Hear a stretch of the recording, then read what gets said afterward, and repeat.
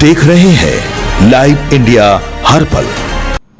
नमस्कार, आप देख रहे हैं लाइव इंडिया हर पल। मैं हूं आपके साथ रेखा मिश्रा। बिहार में एमएलसी चुनाव के नामांकन का आज अंतिम दिन है और अंतिम दिन नेताओं ने जो है वो नॉमिनेशन किया। वहीं नॉमिनेशन से पहले कई सारे नेताओं की ओर से एमएलसी चुनाव को लेकर अपनी अपनी प्रतिक्रिया व्यक्त की गई है। हालांकि इसको लेकर के कई लोगों ने जो है नॉमिनेशन करने के बाद भी जो है वो अपनी प्रतिक्रिया दी है और कुछ प्रतिक्रियाएं जो है वो नॉमिनेशन से पहले की लगातार सामने आ रही थी।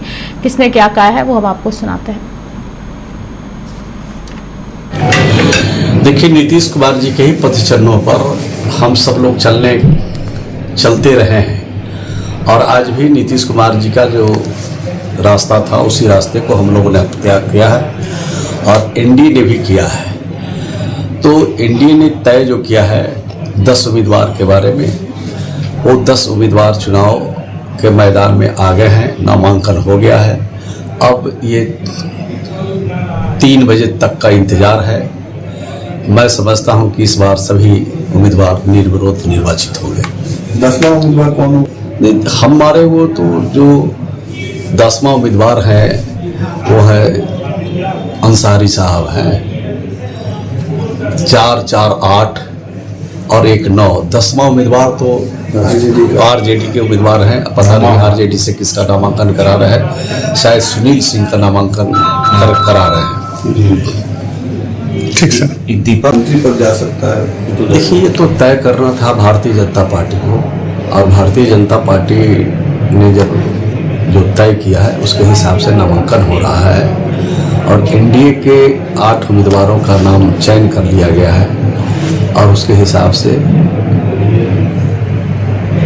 कार्रवाई हो रही है। नॉमिनेशन चल रहा है और एक लोजपा के भी उम्मीदवार हैं। तो कुल मिलाकर के 9 उम्मीदवार एनडीए की तरफ से उतारे गए हैं और 10वां जो उम्मीदवार हैं वो विपक्ष के हैं। ठीक। आज का दिन मेरे लिए ऐतिहासिक पल है और हमारी पार्टी के संस्थापक परम श्रद्धेय रामविलास पासवान जी का आशीर्वाद, हम लोगों की अभिभावक माता रीना पासवान जी का प्यार और हमारी पार्टी के आन बान शान, हमारी पार्टी के राष्ट्रीय अध्यक्ष आदरणीय चिराग पासवान जी का विश्वास, ये एक जिम्मेदारी का बोध करा रहा है। प्रयास करूंगा कि उन जिम्मेदारियों पर खरा उतर सकूं और उनके विश्वास पर, उन लोगों के आशीर्वाद पर खरा उतरने का कोशिश करूंगा। चिराग जी ने आपको महत्वपूर्ण जिम्मेदारी, आपके ऊपर विश्वास जगाया, यही मैं मतलब इसके लिए हृदय से आभार प्रकट कर रहे हैं उनका और यही और जिम्मेदारियों का बोध करा रहा है कि जिस तरह से हमारे जैसे एक छोटे कार्यकर्ता पर उन्होंने विश्वास किया और इतनी बड़ी जिम्मेदारी दी है, प्रयास करूंगा कि उन जिम्मेदारियों को सफलतापूर्वक निभाऊं और ये मेरी ही नहीं, हम जैसे आम जितने भी कार्यकर्ता हैं उन सभी लोगों के लिए ये जिम्मेदारी है और उन सभी लोगों के लिए एक संदेश है कि जिस समर्पण भाव से अगर आप काम कीजिएगा तो पार्टी नेतृत्व या नेता आपके प्रति जरूर विचार करेंगे। आपको लेकर पवन सिंह, निशांत कुमार, ये तमाम लोग एनडीए के जो प्रत्याशी हैं वो नामांकन करेंगे सर। देखिए, आज ऐसे भी नामांकन की आखिरी तारीख है। एनडीए के सभी घटक दलों के उम्मीदवारों का नामांकन आज होगा और हम लोगों के पास जो संख्या बल है, सभी सीटों पर जीत भी पक्की है। नहीं, अच्छा है, सुखद है और पार्टी के लंबे समय से बड़ी शिद्दत से, वफादारी से पार्टी का काम किए हैं और एक छोटे कार्यकर्ता से लेकर के सब दायित्व का निर्वहन किया है। तो खुशी की बात है कि ऐसे लोगों पर हमारे नेतृत्व द्वारा भरोसा जताया गया, अच्छी बात है। लेकिन जिस तरीके से उपेंद्र कुशवाहा जी के बेटे हैं, दीपक प्रकाश जी, उनको निर्णय तो मंत्री हैं, तो क्या लगता है? नहीं, देखिए, ये विषय शीर्ष नेतृत्व का है, एनडीए का है। एनडीए के शीर्ष नेतृत्व क्या निर्णय लेते। राज्यसभा में अभी हम लोग कुछ ही दिन पहले उनको हम लोगों ने मतदान किया था, वो जीते थे चुनाव।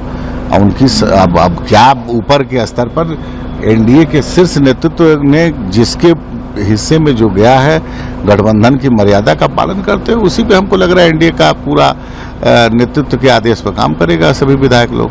एक और सवाल, जिस तरीके से आज अपोजिशन के जितने पार्टी है सभी लोग आज इंडी अलायंस की बैठक कर रहे हैं। भाई देखिए, सबका अपना अपना अधिकार है। वो लोग आज से बैठक कर रहे हैं, इंडिया से इंडी हो गया, इंडी से इंड होने वाला है, उस समय कोई दम नहीं। निशान जी नॉमिनेशन कर रहे हैं और पार्टी के लिए बहुत खुशी की बात है कि वो सरकार में भी और आज मंत्री काम कर रहे हैं और बहुत अच्छे ढंग से स्वास्थ्य विभाग को देख रहे हैं और आज उनका नॉमिनेशन है। सारे एनडीए के प्रत्याशियों का नॉमिनेशन है, निशान जी भी नॉमिनेशन कर रहे हैं और जेडीयू के आगे के पार्टी के काम में भी उनका ज्यादा सक्रियता दिखाई पड़ेगा। तो राहुल गांधी गुजरात बनाना चाहिए था दीपक प्रकाश को। हम सब लोग एनडीए में है, चुपने की तो बात ही नहीं है, एनडीए में है। तो आखिरी तारीख है ना, आज आखिरी तारीख एनडीए के सभी उम्मीदवारों ने नामांकन दर्ज कर लिया। आज के बाद राजनीति समाप्त हो जाएगी, नहीं समाप्त हो जाएगी ना। चलिए क्या राजनीति होगी आगे की राजनीति क्या होगी Madhav ji? All is well, all is well. चलिए how can you say all is well? आपके नेता का मंत्री पद खतरे में है, आप कह रहे ऑल इज वेल? सब कुछ ऑल इज वेल बता तो रहा हूँ, सब कहीं कोई दुविधास मंजस की स्थिति नहीं है, सब कुछ ठीक है।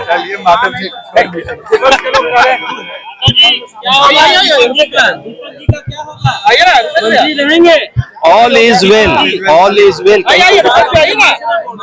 कभी कोई दिक्कत नहीं है।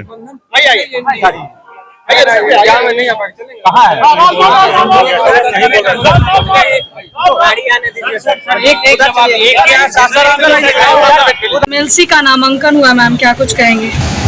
देखिए, वो तो एनडीए की तरफ से जो हमारे कैंडिडेट होंगे वो घोषित हो गए हैं और आज नॉमिनेशन है, आज अंतिम तिथि भी है नॉमिनेशन का। तो हम लोग जा भी रहे हैं, सब लोग हम पहुँचे हुए हैं, सभी हमारे जो एनडीए के उम्मीदवार हैं नॉमिनेशन करेंगे।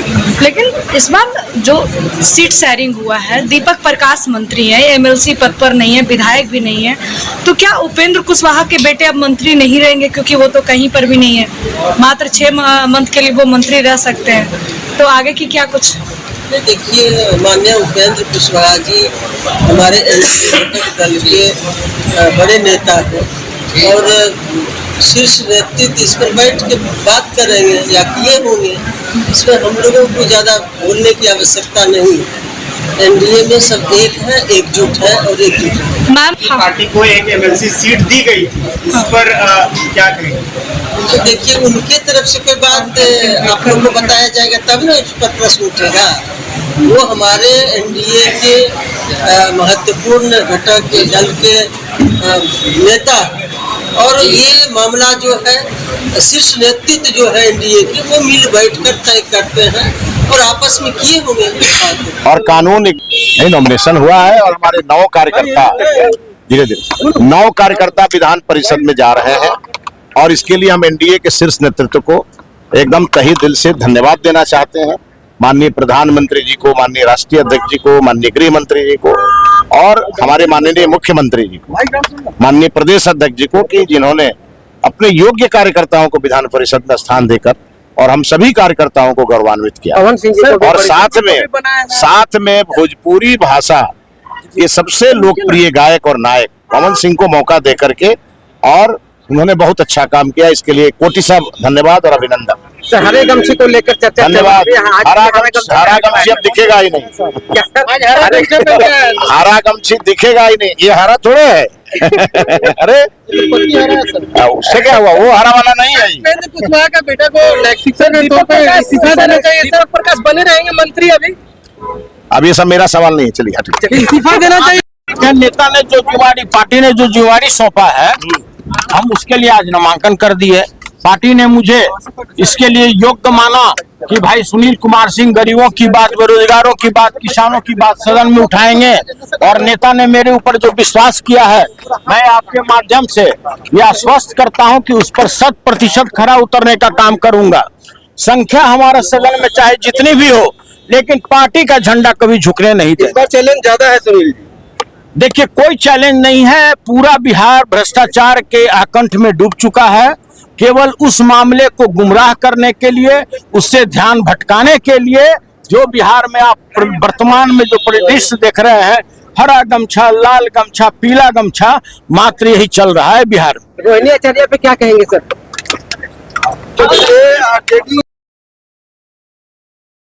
विधान परिषद के सदस्य के रूप में नामांकन दाखिल करने आया हूँ। विधान परिषद के सदस्य के रूप में नामांकन दाखिल करने आया हूँ। विधान परिषद के सदस्य के रूप में नामांकन दाखिल करने आया हूँ। विधान परिषद के सदस्य के रूप में नामांकन दाखिल करने आया हूँ। विधान परिषद के सदस्य के रूप में नामांकन दाखिल करने आया हूँ। विधान परिषद के सदस्य के रूप में नामांकन दाखिल करने आया हूँ।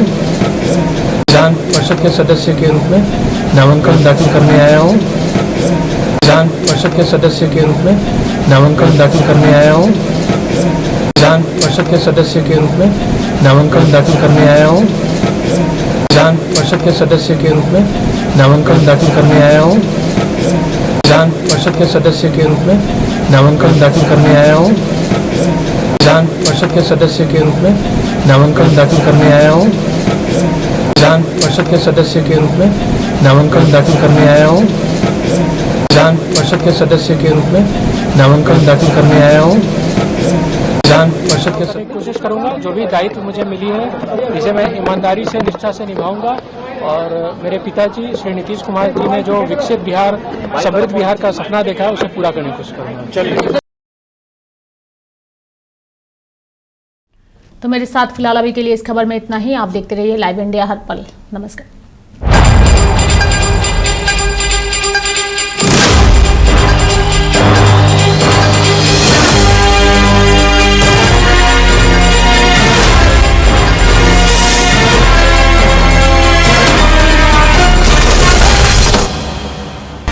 आप देख रहे हैं लाइव इंडिया हर पल।